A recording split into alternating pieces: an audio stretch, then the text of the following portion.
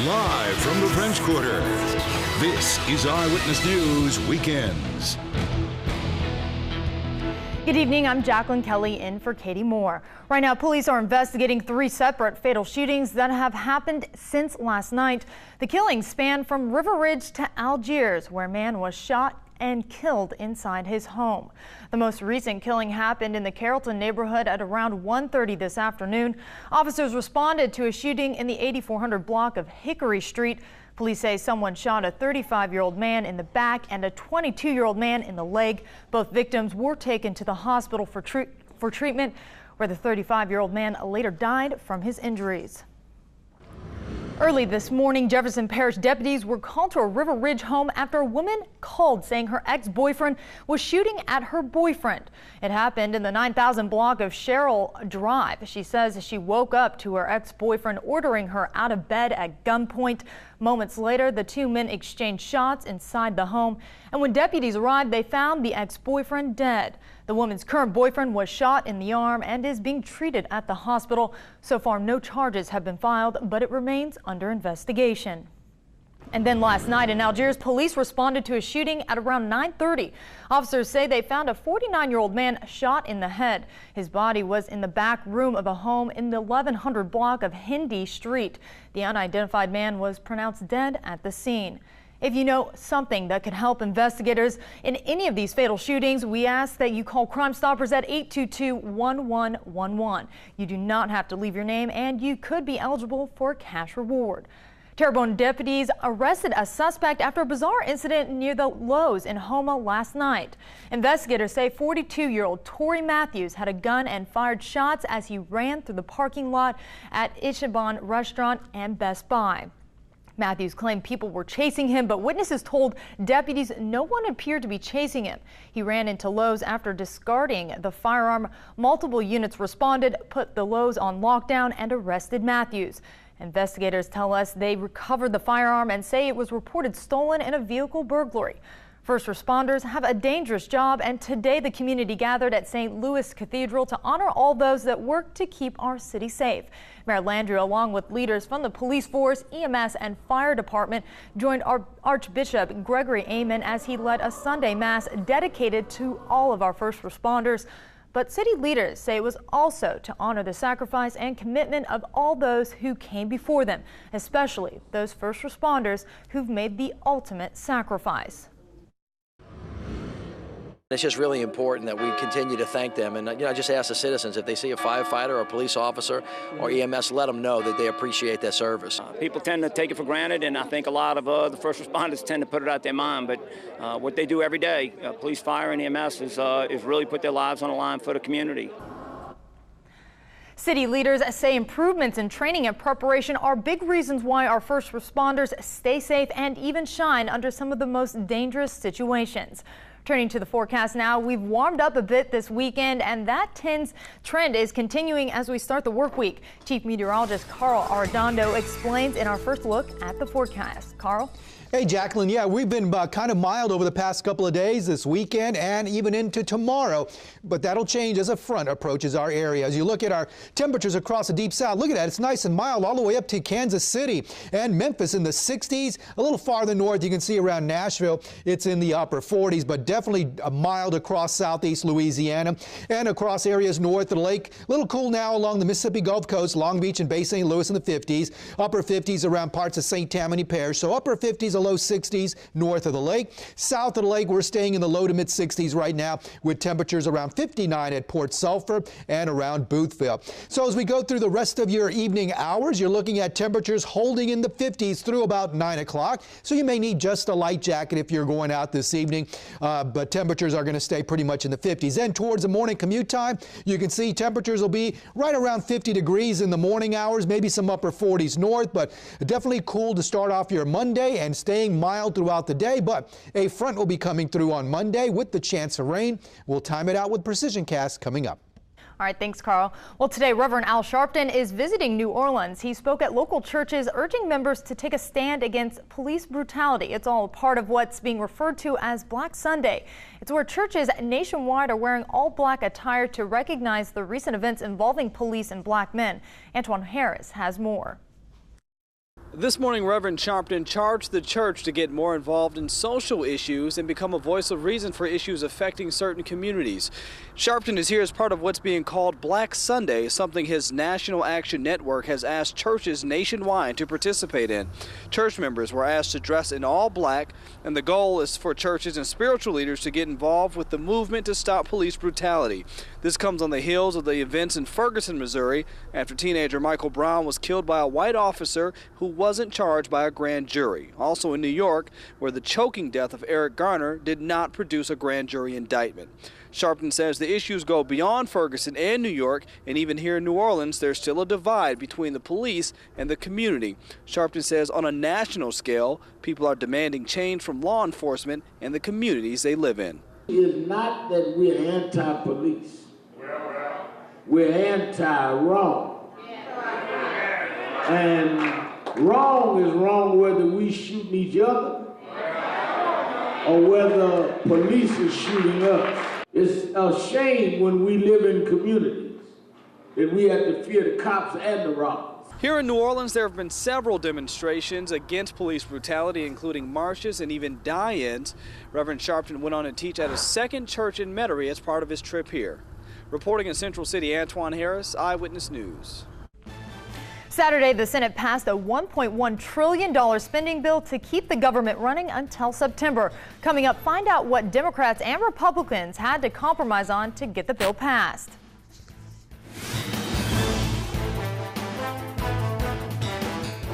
Saturday, Congress passed legislation to keep the government running through next year. As Wendy Gillette reports, the unexpected vote in the Senate came late last night after an all-day session. The yeas are 56, the nays are 40. The Senate easily passed a $1.1 trillion spending bill Saturday night that funds most of the federal government for 9 months. It assured there's no possibility of a government shutdown this year. The motion is adopted. The House passed the bill Thursday night, and President Obama has already indicated he'll sign it. This, by definition, was a compromise bill. The bill includes funding for the federal government through September 15th, the end of the fiscal year. The lone exception is the Department of Homeland Security, which is only funded through February. The bipartisan deal came despite the efforts of Texas Republican Ted Cruz and 2 other Republican senators. They wanted an amendment that would ban any government funds for President Obama's executive order on immigration. Tonight, both Democrats and Republicans will have the opportunity to show America whether they stand with a president who is defying the will of the voters or with the millions of Americans who want a safe and legal immigration system. The junior senator from Texas is wrong on several counts. Loretta Copeland Biggs of North Carolina to be. Democrats took advantage of the session to approve a large number of Obama administration nominees before Republicans take control of the Senate next year. Wendy Gillette for CBS News. Earlier in the day Saturday, the Senate passed the temporary bill to ensure that the government would not shut down at midnight. We have Carl Arredondo's pinpoint forecast coming up after the break. Also ahead, people in Los Angeles are cleaning up after a severe storm brought a tornado and mudslides to their neighborhoods.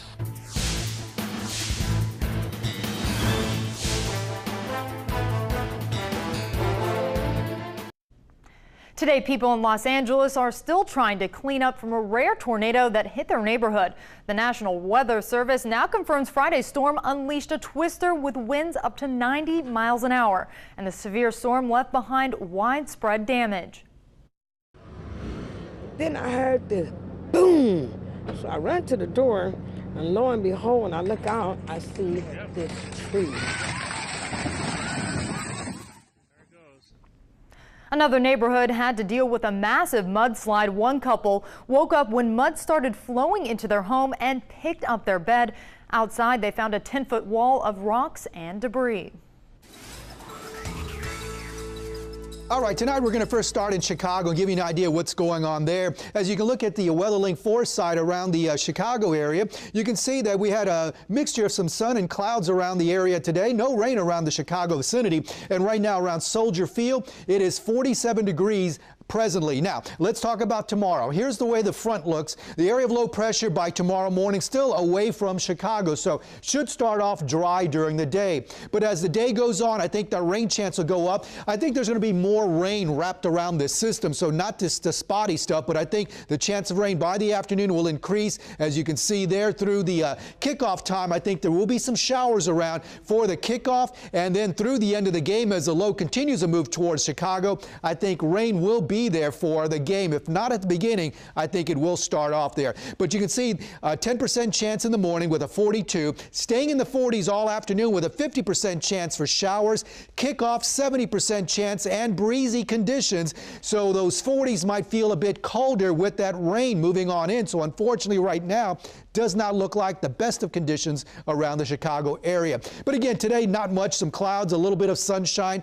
Now we turn our attention to that low pressure area that's over here towards the parts of the plain states. Now there it is moving on towards us, and you'll continue to see it move into our area. Tomorrow some patchy fog around, and then you can see by the afternoon hours, I think starting at noon, we'll have a 30% chance for spotty showers or maybe an isolated thunderstorm through 6 o'clock, through 9 o'clock, and then the front comes through and we're dry as we head on into the rest of the Tuesday and into Wednesday. Then we turn our attention to our next storm system. This is Thursday, heading into Friday. We're going to watch this storm system approach us. This one may be a bit stronger and give us a better chance for showers and storms. Here's Friday evening, so I think Friday night and Saturday morning is when we're going to see the chance for thunderstorms. Still a possibility we could see some strong storms with this system as it moves on through the area. Well, tonight, right now, we're in the upper 50s, the low 60s north of the lake, south of the lake in the low to mid 60s, so looking pretty good right now. It's going to be a little bit on the cool side once those temperatures fall into the 50s. So today, how about 70 for a high temperature at Armstrong International? Where we should be is 65. It was 68 in Slidell, 69 at Audubon Park. Look at the record on this date. Again, that 1962 year, 22 degrees at Armstrong International. Tonight, temperatures upper 40s, the low 50s north of the lake, 50s south of the lake. There could be some patchy dense fog around for the morning commute. Keep that in mind. You'll want to check out Dave Nussbaum in the morning to find out the latest on the traffic situation with the fog. Spotty showers and thunderstorms for Monday. Chance of rain 30%, with temperatures in the 70s. One last day where temperatures will be much warmer than what we should be. Then by Tuesday, temperatures get closer to where we should be, even into Wednesday and Thursday in the 60s. Then that chance of rain Friday afternoon, 40%, but I think Friday night and early Saturday morning, a 70% chance. Then we cool back down again into next weekend. Thanks, Carl. Coming up after the break, a look at today's key NFL matchups. Brian Selman has those highlights. Plus, he'll have a preview of the Saints as they get ready for the national spotlight in Chicago. We'll be right back. Unfortunate they couldn't get their first state championship since 1942, Jacqueline. Single tier. Yes, one little tear. Well, we'll be right back with Carl Arredondo and the final look at the forecast. Plus, he's got a college degree and a double major at that, yet he's not even old enough to get a driver's license. And Carl's back with a final check of the forecast, and I'm sure for those that are going to be watching the game here, they'll want to know what kind of weather we've got. Yeah, it's going to be nice around here, and the game up there, a lot of rain probably going to be there, and 40, so it's going to be colder up there, as we'll update you again tonight at 10 o'clock on that forecast. Tonight for us, upper 40s, the low 50s north of the lake, 50s south of the lake. There could be some patchy dense fog around in the morning, so keep that in mind. And for the afternoon hours, another mild day, temperatures well into the 70s, but we do have a chance for spotty showers for tomorrow. All right, thanks, Carl. Well, this is graduation weekend for a number of college students, but not many of them are just 15 years old. Alex Yeager just completed a double major in music and biology. His father says that at 18 months, he was already reading several books every week and was fascinated by the numbers on the clock. Alex went to kindergarten, but was taken out and homeschooled until he was 10. Just before his 11th birthday, he enrolled in college and is now Pittsburgh State's youngest graduate. How about that? Well, that's our news for now. Thanks for watching. We'll see you right back here at 10 o'clock. Until then, have a great night.